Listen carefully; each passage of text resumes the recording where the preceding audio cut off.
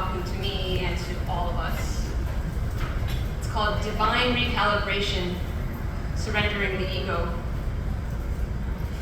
To all the parts of your consciousness that never wanted to be you, why do you stake a claim in the realm of self-hatred when you can choose self-love? Surrender your self-hatred to me.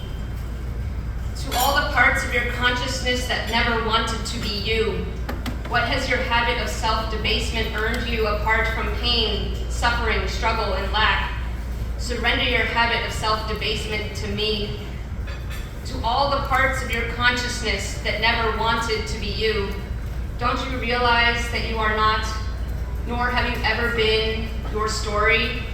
You are not, nor have you ever been, your body. You are not, nor have you ever been, your ego. Don't you know that you have only ever been the witness of the unfolding of your life?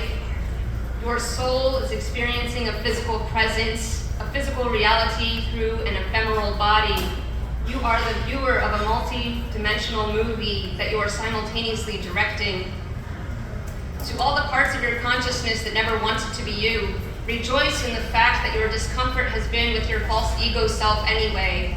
Surrender your false identity, the one you loathed all this time, to me, and be relieved that you are not now, nor have you ever been, the person you wished you weren't. How great is that? How great is it that all of that self-hatred has been toward a version of you that is not real anyway? Surrender your ego and its need for the validation of pain to me, and return home to your God self. They have been waiting patiently for you to see, feel, and know their presence. How do you feel knowing that the version of you you had wished you weren't isn't you? Do you feel the release, the sense of surrender? With this acknowledgement of the truth, you are now experiencing the truth, are you not? Be sure to rejoice in this moment of divine recalibration.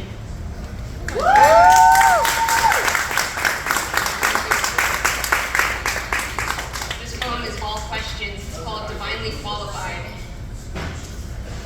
I claim I can't because I am not ready. But what would happen if I were to lean on God between each step? I claim I can't because I am unqualified.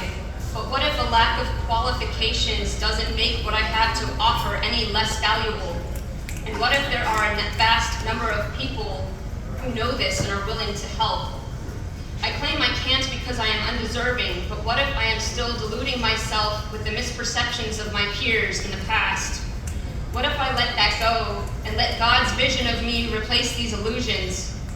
I claim I can't because people won't be able to see what I have to offer. But what if I could see that God shall pave my way? What if, in truth, I am brilliant and powerful and divinely qualified for God's vision for me? What if I could see that truth? What would I do with it? What if, in truth, I am full of compassion, wisdom, and grace? What if these are my divine qualifications? What if I could accept and trust these qualifications to carry me forward? What would I do with them? What if, in truth, I am eternally loved, supported, and guided by Mother, Father, God? What if I could know that and feel it in my bones? What would I do then? Where would I go? What if, in truth, I already had everything I needed within me?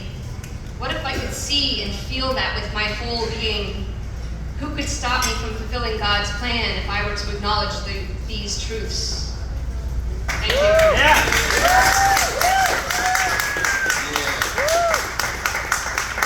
You can find me on Instagram at Charlie.Wolf.Speaks because I'm giving my inner child her voice back. Thank you.